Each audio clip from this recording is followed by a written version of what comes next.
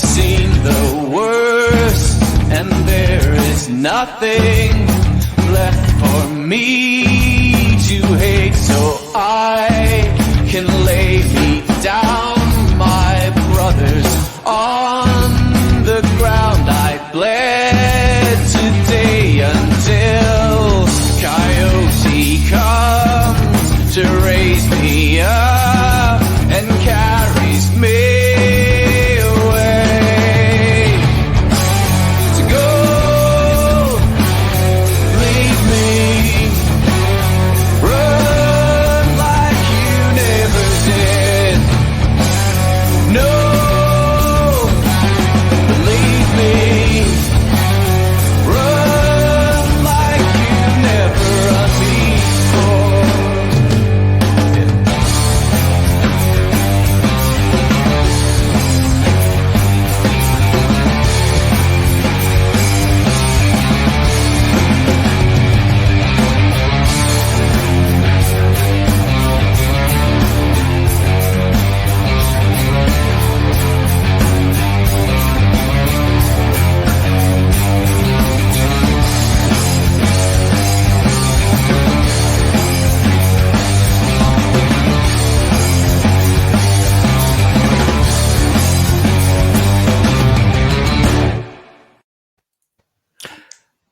Good evening, all. Welcome to the Scottish Rugby Blog podcast. I am your host for tonight, John Anderson.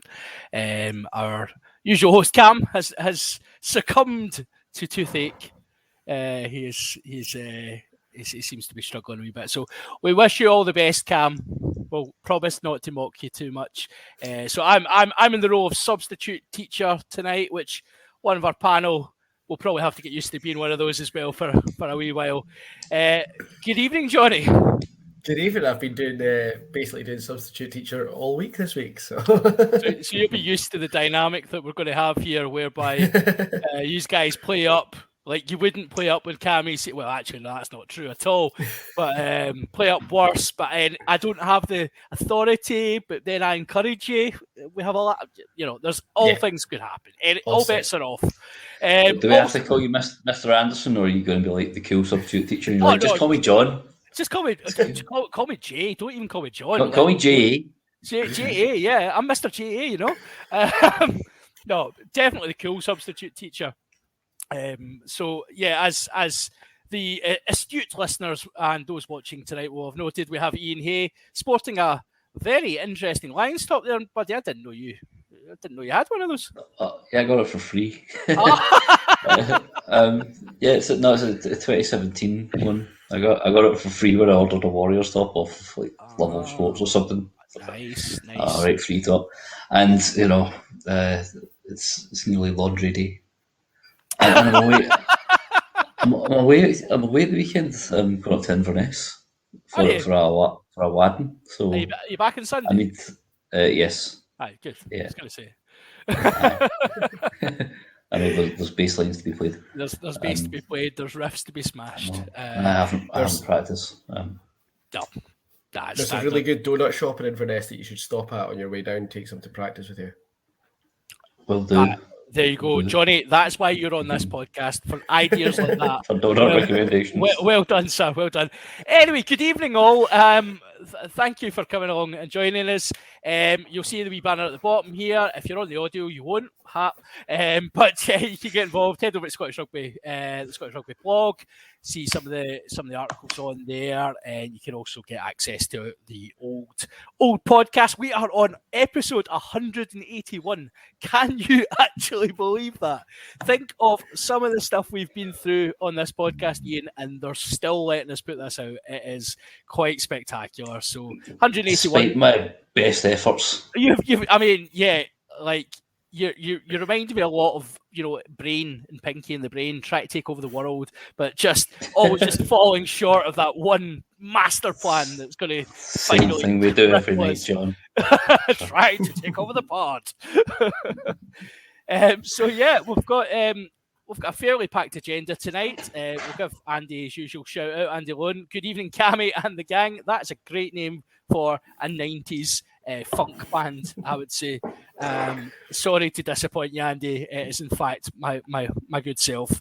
You can also, if you are interested in any of this patter, or you want to hear some Hands in the Ruck where we do a little bit of swearies, you can go over to patreon.com/Scottish Rugby Podcast. You can support the podcast for £3 a month, which you should go to get a pint for that these days. Head over and put your money in, and helps us kind of continue to produce this world class content that we do. You will get exclusive episodes and maybe get me a good light at some point. Exactly. Yeah. Look, we could do. Do we have sad music? I don't know. I'm not used to the setup, but if we had sad music, we could do this. Sponsoring Ian Hay. Get him some good lighting. If you want to see Ian in colour. End credits for the Incredible Hulk, sad music. That's what we need to play with that. We did, yeah. It'll be hiding somewhere in here, but I don't want to press too many buttons because I'm scared what happens. Like, you know how badly this goes. So will we move swiftly on to probably the main topic of discussion? Scotland, Australia at the weekend. On Sunday, obviously. Scotland ran out victors. Ran out. Would that be fair, Ian? Or was it squeaked out? Crawled out, but in a professional Marine style manner, like they've done it before. Shimmy the log and then arse up, elbows down. Yeah, it was rough. I think it's fair to say. Yeah. I tell you what, though, Ian saying shimmied out in a really manner like they've done it before. They haven't really done it before. Because up until very recently, we would have lost that game. Yeah, but that's why it feels like a bit of a... But they never have. It was a pleasant surprise. It did seem like it, yeah. And I think, and Cammy made the point actually in our group chat earlier on. I mean, I would say if you're well enough to chat, you're well enough to pod, but that's maybe just a school teacher in me coming out. I got 11 syringes of that amalgam stuff in my tooth this afternoon, and I'm here. That's all I'm saying. Oh, exactly. Yes, they just don't breed them the same way down in that Berwick, do they? Yeah, I mean, Cammy was making the point though that we don't. The way the players celebrated afterwards, like during the game, there was a lot of energy. The players were very kind of pumped, really, really up for it. But the way they celebrated afterwards, it was, to your point, Johnny, it was quite, not subdued, but it was kind of like matter of fact. Mm. Did I catch you just as you took a drink of? Yeah. No, you're absolutely bang on. And it is a bit like, not that long ago, if we'd have won a game like that against a team like Australia, we'd be going mental about it. And they did seem to be a bit more professional this time. I think it's a bit of a change in mindset, I hope.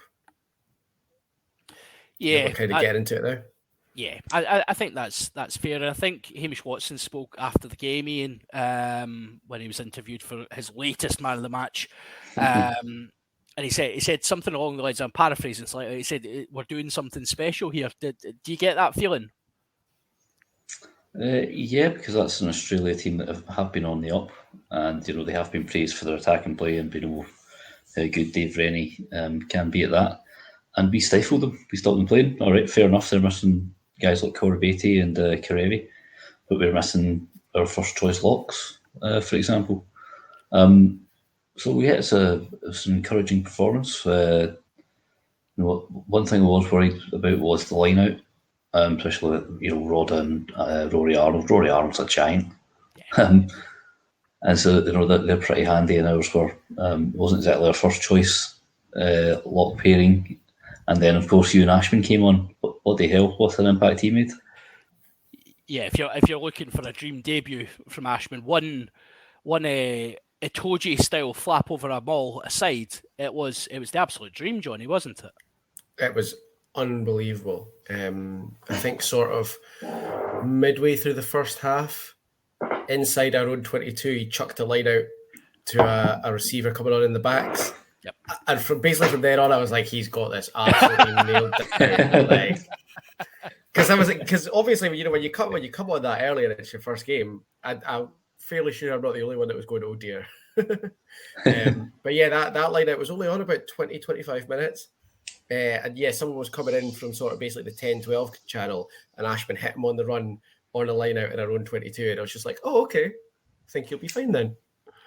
Yeah, so I was saying what we'll do is we'll go through the team, and we'll kind of just have a chat about maybe some of the key points that have come out, because there's been a few things have kind of stood out as being potential talking points, but Pierre Schumann, I mean, done exactly what he says in the tin. Stood up well, great performance, no complaints. Yeah, So, backed up his good debut with another solid performance. bang average debut with a significant performance against a world class team. So last week when I was sitting at the game, there was a few people on debut who I thought looked a half second too slow. They were getting pushed around in the breakdown and stuff.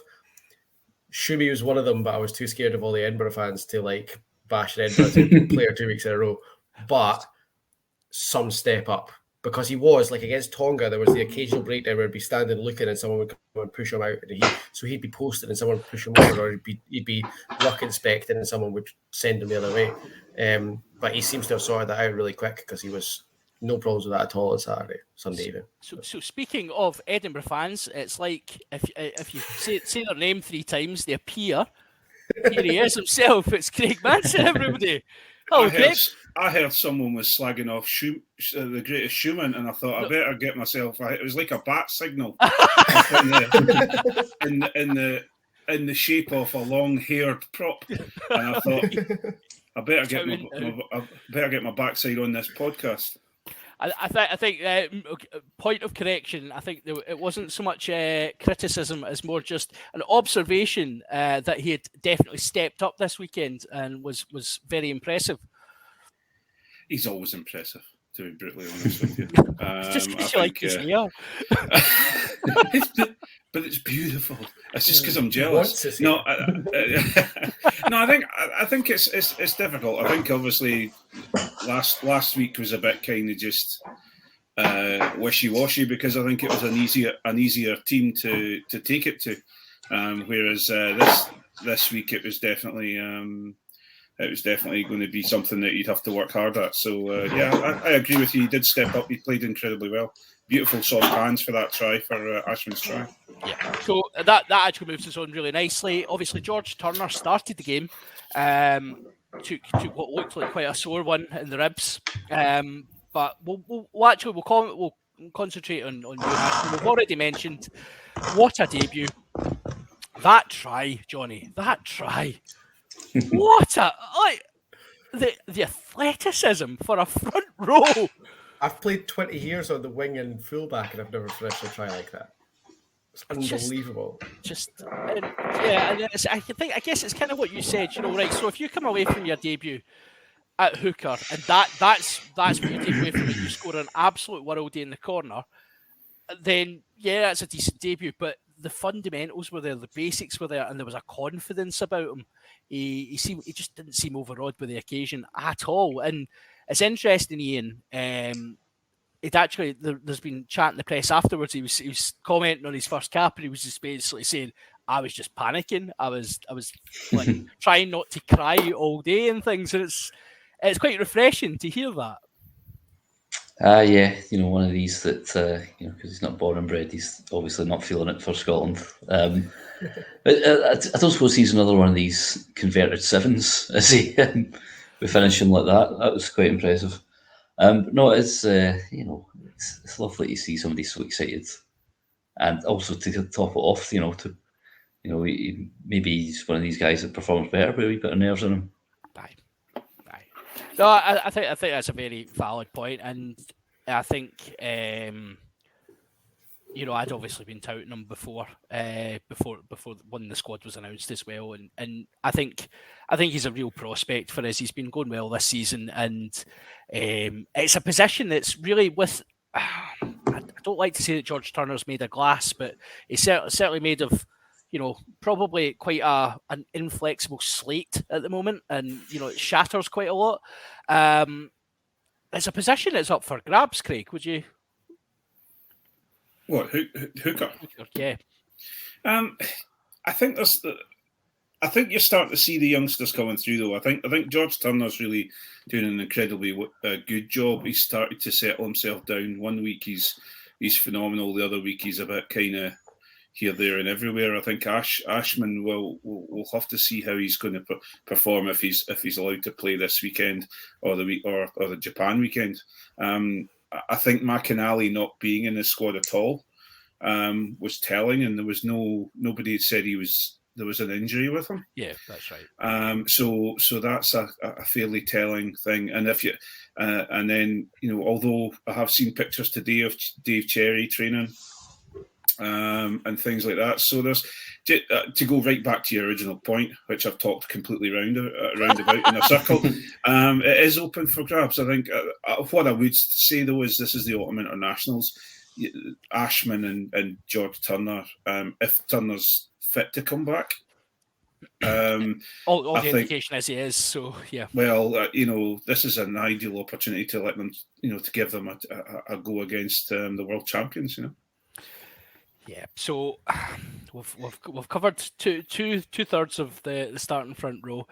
Let's talk about Zander, shall we? So, on the positive side, set piece went very well. Seemed to certainly have James Slipper on toast with probably a little bit of Nutella just on the side, just to be sure. The elephant in the room, and I'll come to you first, Ian Hay. The incident where the Australian try got chalked off and Zandbags got involved. Talk us through the incident and give us your view. Well, he appears to have grabbed Michael Hooper right by the face, hasn't he? In a facehugger-like motion. I don't think. I don't know if this is any kind of mitigating circumstance. I don't think any of his fingers actually go near Hooper's eyes. His gum shield that he's holding does go near the eyes.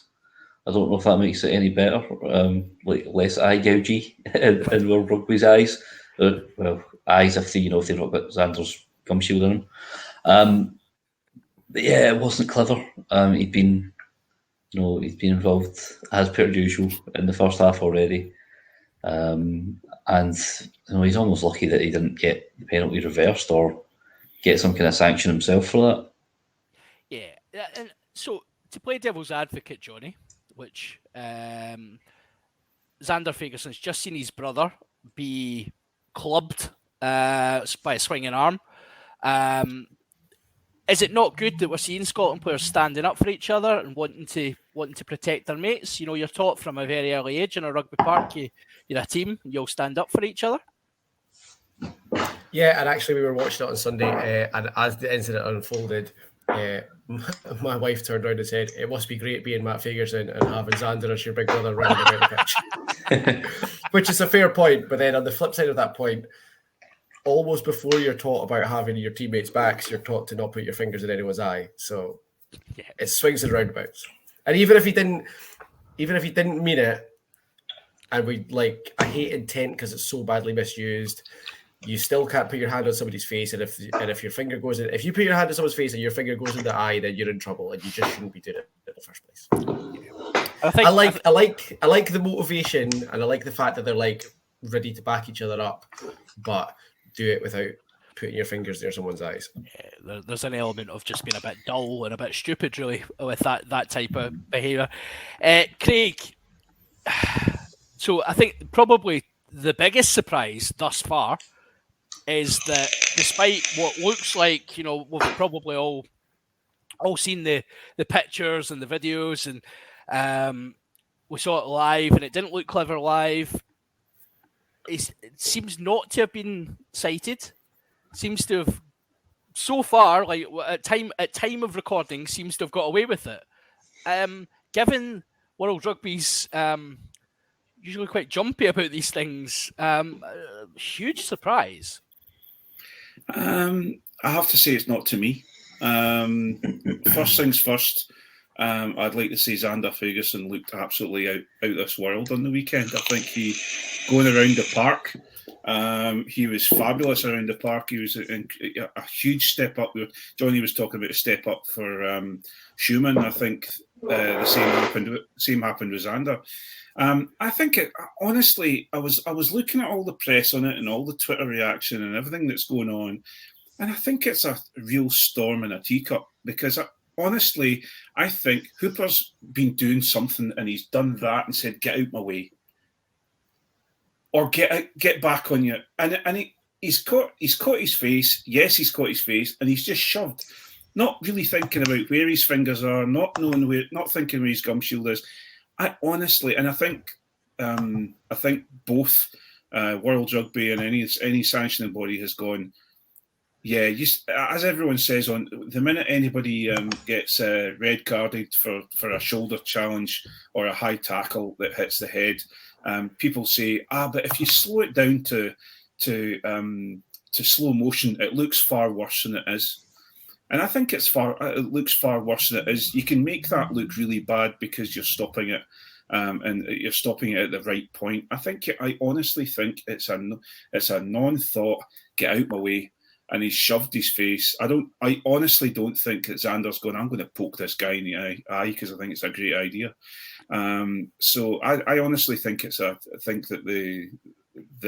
the Citing Commission has probably just written it off and said, and I agree with her. I would probably reverse it. So I disagree. I think it actually was worthy of sanction personally. The way I was thinking about it earlier on, I was talking to a few folk about it, and like if Owen Farrell done that, we would probably all to a man be sitting here wanting a public execution. We would have wanted them in stocks outside Murrayfield. So I think, like, objectively looking at it, you can understand. I know the Australians are very upset about it as well, but gives a hoot about that. But I thought it was really. Zander Ferguson has come a long way in the last few years, and the Zandbags, we laugh and we joke about it. I think it has improved. To me, it was just really, really stupid. And putting your hand anywhere near anyone's face you're running a huge risk. And you've seen. I was kind of thinking. I know it's slightly different, but I was thinking of Ollie Kebble's red card against Edinburgh a couple of seasons ago, where it was through Henry Purgos, and it was just a get out my way, you little so and so. Yep. And he got a red card, and we all agreed at the time, it was stupid and probably was worthy of a red card. I don't think Ferguson's necessarily all that different to that, in that you're put in contact with the face. It's not going to injure anyone, but let's kind of wind it back, because this incident obviously all came about because Australia, Michael Hooper, Scotland having just scored, Michael Hooper doing what Hooper does and dragging his Australian team from the doldrums, scored what looked like a perfectly legitimate try until the slow-mo replay comes in and shows, contact with Matt Ferguson's, would you say chin? I mean, Ian, it's it's a swinging arm, and there was a double movement. Contact with the head, though, seemed harsh. Yeah, it's like when Platt was explaining it, he's sort of like, I have to. God damn it, I have to. I mean, it seems like it's an unnecessary clear out. I've seen some Australians say that, but Ferguson's lying illegally in the ruck. He's only just made the tackle. He's actually trying to get out of the way. He's moving back. Yeah, he's trying to get out the road. It seems like a pointless clear out. It's dangerous. It's a dangerous angle to try and go in at. He's kind of lucky he's not hit him harder. I mean, I don't know. It's just a tiny contact. So would a penalty have been sufficient? What with the flow charts and that? It has to be. Sorry, just read a comment in the bottom corner. It seemed pointless. I think a penalty would have been sufficient. Johnny, as someone who's probably avoided going into that type of clear out for his whole career, that must have been. What was your take on it? Okay, firstly, I'm hurt by that. I'm trying to dish it out evenly. I just don't want to be biased, you know. Yeah. Secondly, I do think it's a bit weird that two things that happened in basically the same incident. On the one hand, we're saying, yeah, we don't think the Australian player's being malicious and trying to come in and smash Matt in the head, but the way he enters the ruck, he does hit him, and you can't do that, so a yellow card's probably fair enough. And yeah, we don't think Zander is deliberately trying to get Hooper's eye, but you can't be swinging your hand at somebody's face, and if he did get his eye, it's not his fault, he didn't mean to get it. Do you know what I mean? So like, if we're saying it wasn't malicious, but it's a yellow card because that's the way the laws work, then at the same time we have to be saying, well, Zander might not have been trying to get him in the eye, but if he did, he's got to face the consequences because that's how the laws work, basically. Yeah, I think so. A lot of the commentary after that incident, so there was for those of you who watched the game, there was a really good interaction between Michael Hooper and Roman Platt, and I'll come at you, Craig. I personally found so people have actually praised Michael Hooper's the way he approached that incident. I was left kind of actually a bit sour at the way he's spoken to the ref and the way he's kind of. It just didn't sit right for me. It just came across as very whiny, and I don't know, like, would that have had an impact for the rest of the game? Because Roman Platt certainly didn't seem to. Let's say most 50-50s went Scotland's way. Yeah, well, I think Platt is one of those refs that once things settle down, he's going to lean a certain way if someone else is being fairly in his face. He does tend to lean the other. Scotland have learnt that many times. I think going back to the actual issue is, I think the problem we have is that. And I'll go back on what I've said. I guess Johnny's correct. I think the Australian player painted a really bad picture when he came in. I don't think it was a yellow card because I don't think it was a strong hit to the. He scuffed the chin. In fact, just about took off his probably prepubescent beard with his hand. But the problem is he went in so aggressively and he painted such a bad picture that no matter what strike to the, how heavy or how much of a scuff or whether he actually did, he looked like he was going in and it was a swinging arm. I think Roman Platt, you're right. I kind of messaged you guys when I found out that Roman Platt was when he was going to be the ref. I'm thinking, oh, here we go, Scotland are going to get the rough end of the stick here. But I think Hooper tried to swing his I've played this however many caps he's had, and he's one of the top international cap players in the world. Tried to swing that around a little bit with Platt, and I thought he was disrespectful at the time, and I wasn't. You're looking at your leaders to be a little bit more respectful and be role models for the team, and I just didn't think it was verging on South African whiny. I'm sure we will come on to that at some point in the next hour or so. So moving on. So we said before we arrived, Craig, we thought we were down to. Let's be kind and say second choice, maybe third choice, second row. As a combination, it was. I thought it was really well balanced. I thought Grant Gilchrist done exactly what he was there to do. He's a line-out operator, done a good job. I really like Sam Skinner, and actually I was really annoyed because I saw some of the reviews that had kind of come through. And it was like talking about Skinner saying, "Oh, he wasn't very good in the loose. He missed a tackle for the Australia's try." It's like, well, yeah, he did, but no, he was very dynamic. I thought so. But I'll come to you first, Johnny. As depth goes, relying on Grant Gilchrist, who has countless caps, and Sam Skinner, who plays for Exeter and is one of the kind of has won big trophies. It's not too bad for Scotland, really. No, it's definitely not. And yeah, to be honest, when the team came out, and you looked at that team last week, you were like, front row amazing, back row amazing, half backs amazing, centers look great, back three looks really exciting, second row, but actually they did both play really well. Skinner was maybe a bit too far on the edge at the breakdown a few times, gave away a few penalties there, but they're not rubbish players. Do you know what I mean? And for them to be, they are probably our third and fourth choice second rows, I would say. I'd reckon Johnny Gray and Scott Cummings go ahead of both of them. But for them to be the third and fourth choice and the ones we've got available, I thought they played really well. Yeah, and obviously, Craig, we've, as of a certain club persuasion, have had our say about Grant Gilchrist quite a few times on here.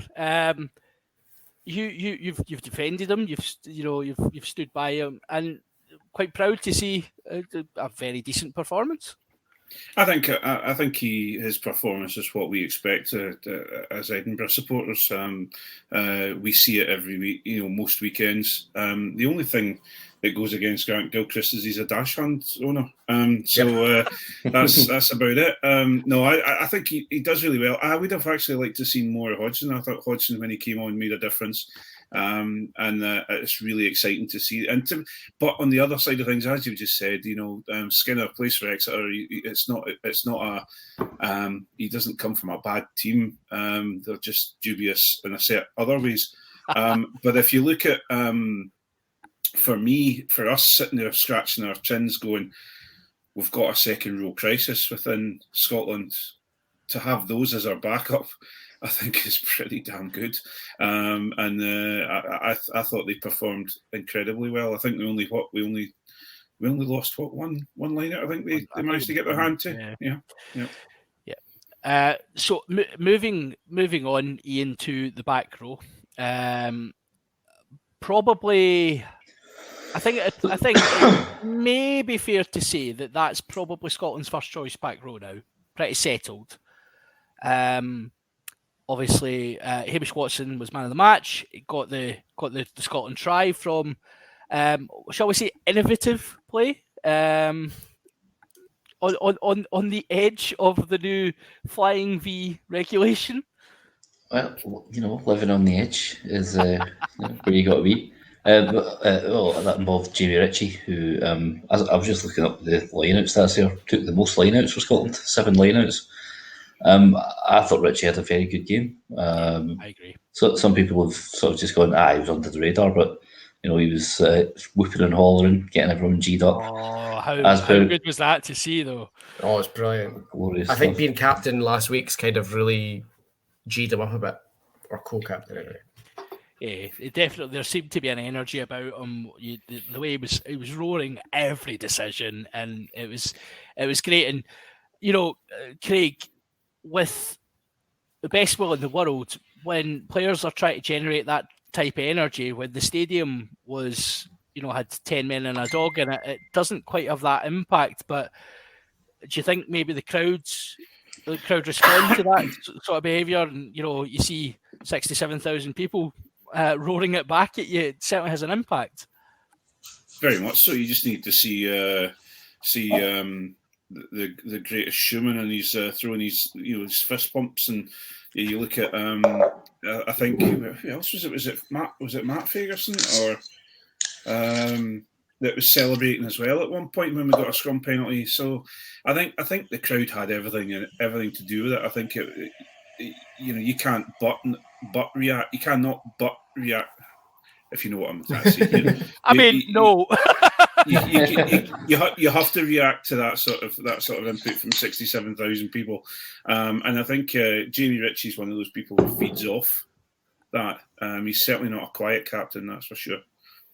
Yeah, as soon as I saw Jamie and Hoggy crying at the anthem, I had a feeling that we were maybe going to do it on Sunday.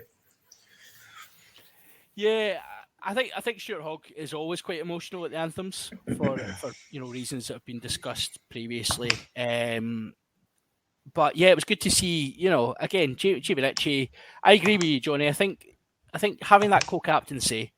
We've always spoken about Jamie Ritchie as a future Scotland captain, a real leader within that group. But to actually just have the opportunity to do it, I think we've often said Jamie Ritchie occasionally can, what's the phrase, can we use, lose the heat a wee bit, but it just seems like he knows exactly what he's doing. I think he communicates so well with the referee as well, which is really important when you've got your captain 55 metres behind you, standing under the posts.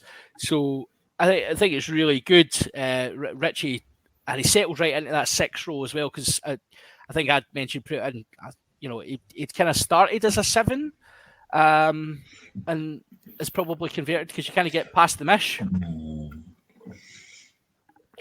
There's no passing the machine. Absolutely none whatsoever, as Johnny just gulps down on whatever it is he's drinking. A mish cup as well, how about that? I'm going to Is it try a and mish time cup? it so that next time Johnny takes a big scoop, I'll ask him a really difficult question again. Can I just put it out there though? I see Jamie Ritchie as World Cup captain. It's not a bad shout. It's not a bad shout. It'll be Jamie Ritchie or Finn Russell. He'll stick with Hogg. Yeah, he probably will stick with Hogg, to be fair. Moving Ritchie's on. next cab off the rank, but Moving on to the halfbacks, it was the return of the British and Irish Lions. Ian, you've got the strip on just to celebrate. It was the return of the bromance, Ali and Finn. Ali Price looks like an absolute man possessed just now in terms of just the absolute. I remember talking to people before the Lions tour, and I'd said before the squad was announced, I said, I think Ali Price will go. And it's not because it's Ali Price, it's because the quality of scrum half in the Northern Hemisphere probably isn't that good for those eligible for the Lions. yeah, DuPont exploded. Exactly, yeah, basically, yeah. Everyone bar DuPont is crap.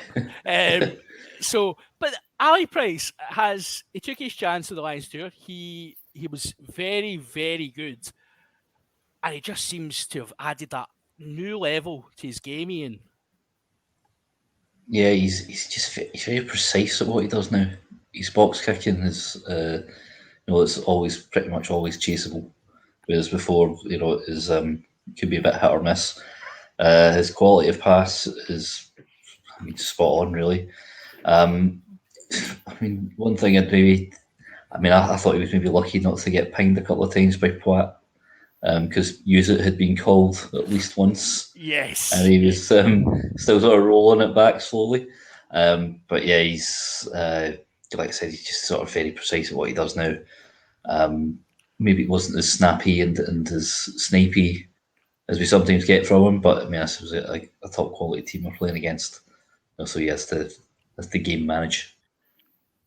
Yeah, I think it is interesting, Johnny, that we talk about Ali Price game managing, but you look to the man outside him and you've got and I'm just going to say it, one of the best game managers in Europe who can make everything happen.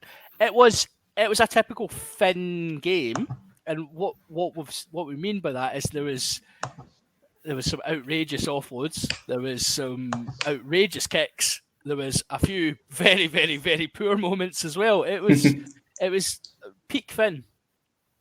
It was, yeah. I think the main difference with Finn in the last 18 months or so actually is the same thing that's really come on with Ali Price as well, which is that both of their decision making's got a lot better. Finn still does try all the mad stuff that he used to try, but he tries it at the right time now. Whereas a year or so ago, he'd just take a notion to do something and do it, whether it was the right time to do it or not. So he's kind of toned that down a little bit. And Ali Price's decision making has, I think, since probably this Six Nations, has got much, much better. So Ali's putting Finn in positions where he can try stuff in a sort of more sensible setting, and Finn's trying the right thing because they're both just making much smarter decisions now than they were before. So, Craig, what would you say then to because after the game, and probably I tried my best not to look at various social media platforms during the game because it just enrages me. But certainly after the game, there was the usual snipers, the usual detractors, saying about Finn Russell, and more than one player ratings piece has used that classic term mercurial. What's your take on that, Craig? I can't really say it until we're on the Patreon side of things and behind the paywall. Let's just say I don't know if anyone saw the warm up piece that Rory Lawson did with him, and he is a different Finn Russell now. He's still got the ability of cats at a rave, and we can all talk about that. I'm sure we'll talk about that at some point, or you've already talked about it. But for me, he sees the game far better now that he's expanded his mind slightly when he going over to one of the best teams in Europe. He's played and been coached by some of the best coaches in the world, and I think I just saw what Dougie Lowe's written there saying I was just going to pop that up. Yeah, they've been questioning Finn's defence. He was underneath a couple of rucks. And there's an awful lot of fly halves out there that would shout "your man" and just let people walk past them. What I will say is it'll be interesting to see Ginger Haired Kitsoff going running down his channel and see if he takes him on or not this weekend. But I think, as I say, I would put it out here again that he is one of, if not the best 10 in the world at this moment in time. Yeah. And we're very lucky to have him. I think that's reasonable. Right, we're getting there, guys. Should we do Cats at the Rave just now? Will we talk about the Cats at the Rave? I think it's fair. For those of us that follow this podcast regularly, you know that it is the dream. We love nothing more in this world than when George Horn, Finn Russell and Adam Hastings end up on the park at the same time, full Cats at a Rave. It happened again, which now has me convinced that Townsend's a fan. I think he listens to this pod. I'll tell you who's probably not a fan, is I think that poor Chris Harris is not a fan. Because not only was it those three, it was also Doohan, Darcy and Hoggy. And Chris Harris must have just been looking around thinking, what have I got myself into here? It's like a chaperone at like a 6-year dance and everybody's mad with it. It's like, oh, fuck. Yeah. It was interesting in the commentary, and they mentioned the kind of like they hinted that some supporters like the idea of these players being on the park together, which was nice.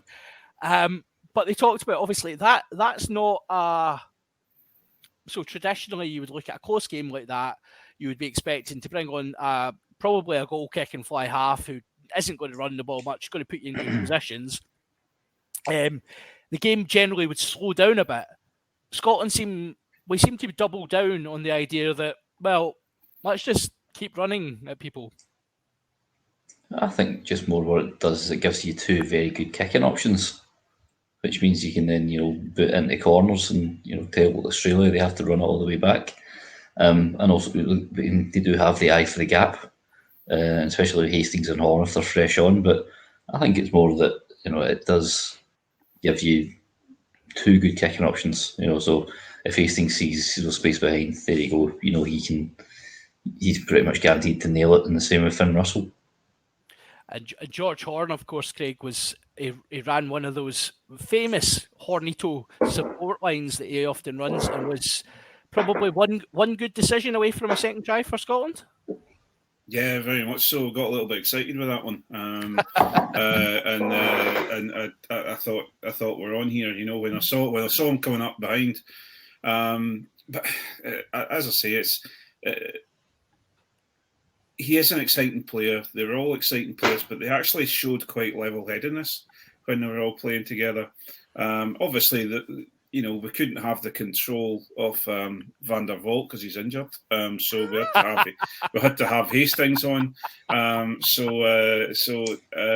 no, I enjoy it. I thought it was going to. What was needed was something was going to have to try and break the deadlock, because it was very much like they'd both taken an antidote for each other, and they were really struggling to get through. The defences were working so well. Having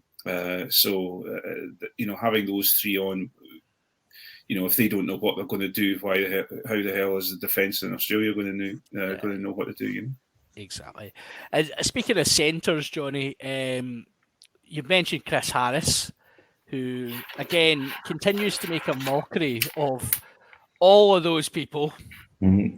This guy, many other guys. Yep. It's okay. We own our mistakes. He just, he's picked up right where he left off last season. Another phenomenal performance. Yeah, he's an absolute revelation. He's just been. I don't see how anyone's going to take the 13 shirt off him, barring something serious or ridiculous happening, because he's just unbelievably solid. So consistent. And speaking of unbelievably solid, Ian, what about our very own Sammy J? Sam Jones? Sammy. Oh, yeah. The collision with the Tongan Thor. Yeah. A lot of people are saying Taneli Tupou, as his real name is. He should have been done for his terrible tackle technique, because he's gone in head first. But Sam Johnson has absolutely sparkled him, and it wasn't the first time that he made meters after contact. I thought he had a really, really good game. Attack and defence wise, if he lines you up, you are in deep trouble. He doesn't look like there's a lot to him. He's not a Jamie Roberts kind of size, but he will hit you hard.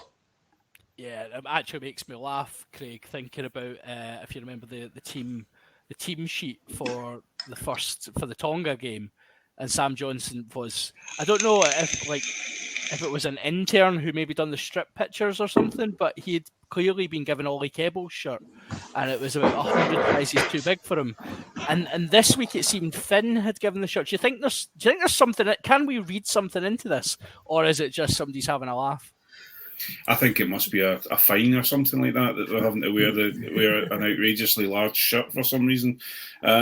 Yes, I have to eat my words. I've got to say I've never really been a big Sam Johnson fan, but anyone that can sit down a prop that's probably 70 clicks more heavier than you are and spark him out. I think he played incredibly well, and he's.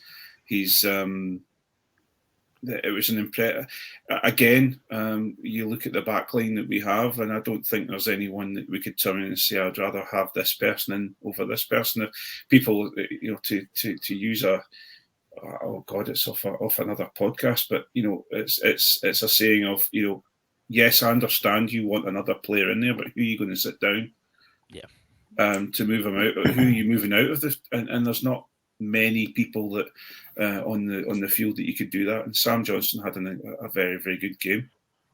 It's a very valid point, and actually it's one of the thermonuclear hot takes that came from the Zander Fagerson incident as well, was people saying, I've never wanted Fagerson to be Scottish tight head. It's like, who else do you want? Just give me a name. CVC WPNL, I'm going to tell you, shut up, sit down. If you're going to tell me Simon Bergen, I'm literally turning this chat off just now, and we're done now, because we need a good young Scottish prop coming through. Yeah. Where? Hi. Find them for me. Don't get me wrong. WP is a phenomenal prop. Yeah, He's a phenomenal tight head prop. What I would say, however, is that he is. I'd rather see Zander coming through and learning from WP a little bit more work, etc. Absolutely.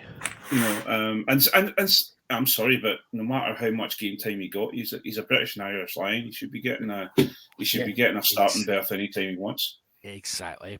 So moving on, we'll kind of close this section up quite quickly now. The back three, return of the do. Ian, and I I'm always concerned with Duhan. I look at him and I think, you're so gorgeous. Why are you running into big scary men for a living? Why are you not modelling watches? But he continues. He's got a.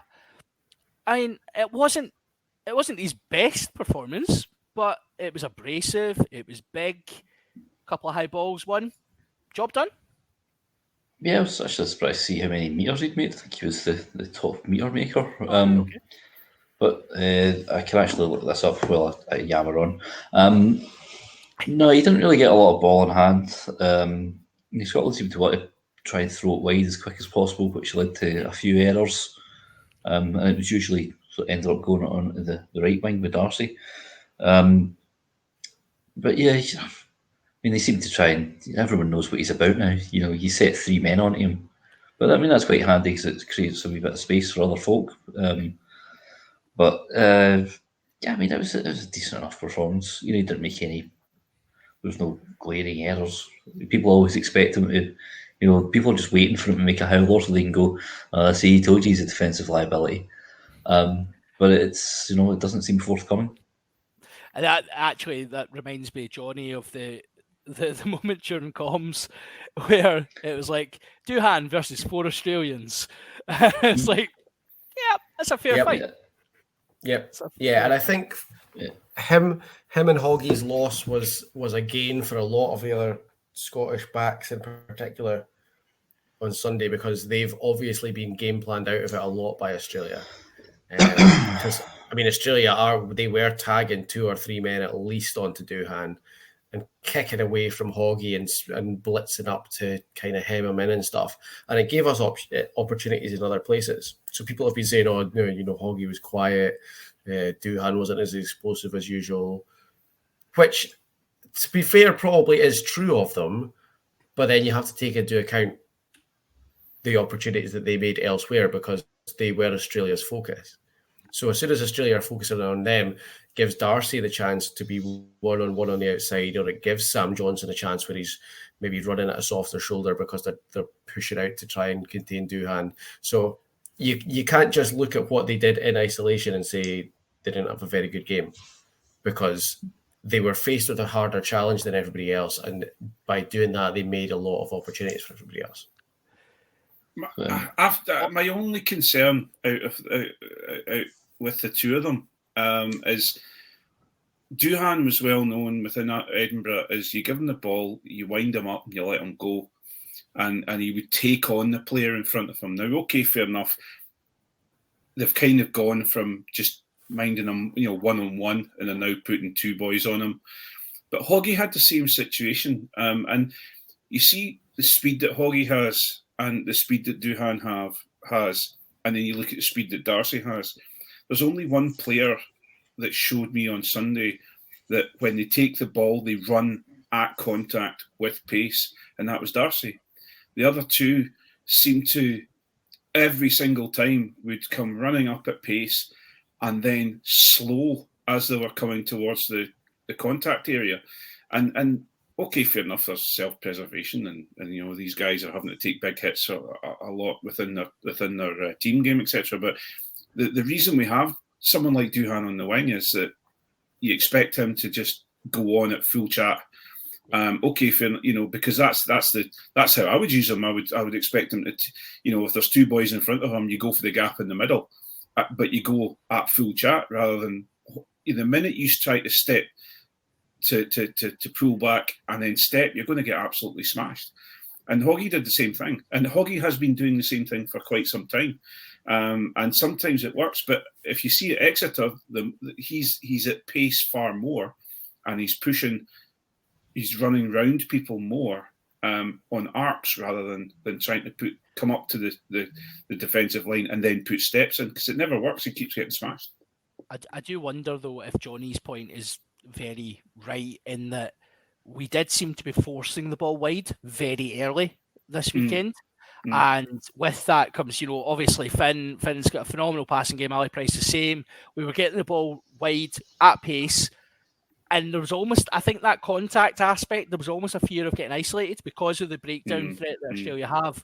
So it was kind of like slowing up to wait for support. It felt like to me, particularly with Duhan, because you're thinking, yeah, there's 3 guys in front of you, mate. Just absolutely smash them. But it was like, take the contact. But there was game smarts there. I do wonder tactically if that was the right play from Scotland. We did seem to be forcing it, and I don't think we needed to. Certainly, there was quite a lot of situations. I would have certainly said if we went through the phases a wee bit more, just Australia seemed desperate to give away penalties when they could. So, just take our time and then build. It's the we talk about it. It's the cliche, isn't it? That earn the right to go wide. And we didn't seem to do that this weekend. And I do wonder, South Africa, it might actually be funny that tactic might be the one that might work against South Africa, because it's like, if you can stretch the play a bit more against them, get those really, really big forwards moving about, it might be the tactic, but it didn't seem right for Australia. But I think overall, the fact we're probably nitpicking on a few moments from Hogg and a few moments from Darcy. Darcy Graham I thought was fantastic as well. We're kind of nitpicking that we've got options in the back 3, which is a very un-Scottish feeling to have. And don't forget, of course, we've got Blair Kinghorn to come back in, so we're all eagerly awaiting that. You laugh and you throw your head back, but you never know. You might see him this weekend because if we go to 6-2, fully expecting. I think it's if we go 6-2, then he's basically stuck on. I think. Yeah, and there was no laughing, there was no throwing of heads. There was a throwing of a head from John McGinty. I'm sorry. I maybe did a little bit. I just can't help myself. You're just doing stretching exercises. It's got a bad neck. Right, so let playing with head. Exactly. Right, so let's quickly look forward. Then 6-2 split, most likely, we all think. Anyone? So. Yeah. See, I don't know now that South Africa have named their team and it's 5-3. Will we? I think we'll go 5-3. You never know. You tend to be right with these things, Ian. You have serious. Oh, we'll just go back to Bundyaki and the Lions. That's the only one, I'm pretty sure. I think you got something else right recently, but we're not going to. A long time ago. Okay, right. Well, is there any massive changes you would make to that starting 15? Let's go there. If Scott Cummings is fit, I might have him in the second row. That's the only unforced change that I would make, and even then, I'd have to think about it. I'd like to see Hodgson start. If you don't have Cummings available, I'd like to see Hodgson start over Skinner, and have Skinner on the bench to come on as a bit of niggle in the second half. But also, sorry, put Skinner on the bench, go 5-3. Can cover a lot back row. Yeah, I honestly don't. I would say if we're going to stick with a more open play, then you might see a 5-3 to not play South Africa at their own game. So yeah, I think that would be an interesting one. But also, I still would like to see Rufus McLean somewhere, not starting, but on the bench somewhere. We would all like to see Rufus McLean, I think. So he's phenomenal talent. I think it's more likely Japan, but who knows? Yeah. Who knows what's going on in camp just now? There might be some Toonie master plan coming together. Final word to you, Ian, and we'll finish with our regular listeners in just a moment. But final word to yourself. So South Africa announced their team extremely early. First of all, is that a sign of just absolute confidence, or is it like, did someone get the date wrong? And secondly, what's your take on what South Africa are bringing along? No, I think they tend to do that. I'm not sure why, but for your second point, ouch. That's a pretty bloody strong team. Even when you look at the bench, what's coming off the bench, not just the front row. You've got Ludwig Jaeger and Jasper Visa coming off, and they're not exactly shrinking violets, are they? Yeah, it's, and also they're Pollard's on the bench, so we're probably going to see them try to play a bit more rugby. The Yanchees boys are a bit more not as kick happy. I think the term you're looking for is mercurial, Ian. No, it most certainly isn't. Yeah, it's as strong a team as we could have imagined them to put out with what they've got. The only big names you're really missing, well, Pierre Steph Dutoit or Dutoit, I'm not exactly sure how you might pronounce it. Dutoit like a tiger. Toit like tiger. Cheslin Colby, Faf. But yeah, it's a pretty daunting looking team on paper. Well, on that note, we will be back on probably Friday lunchtime, as per what we're doing throughout these autumn series. We're trying to do a wee Friday preview. Once we know what the Scotland team is, we've put our wisdom forward, and often it is proven to be exactly the opposite of that, complete nonsense. But we'll be back on Friday for our OnlyFins preview, looking at the team and giving our predictions. But I guess for tonight, we are probably done with our regular viewers. If you want to get more content and you're just loving this, get yourself over to Patreon, get signed up, and we'll try and get you in. But we are going to go off now. I'm going to join our super secret Facebook page, viewers, and we're going to have a chat to them about what's got our hands on the rock. And I can tell you, I think it might be quite a good one tonight, because I think there's a few things happened over just the last wee while that might have annoyed our guests tonight.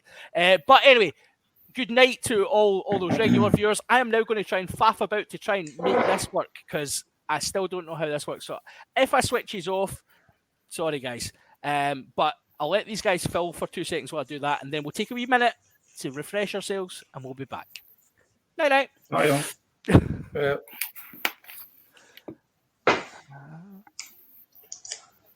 So we better fill, boys. Yep. Did you notice I've decided to just like fully lead into pretending I hate Blair Kinghorn? Because I'm sick of it. It's Not surprising. Not surprising.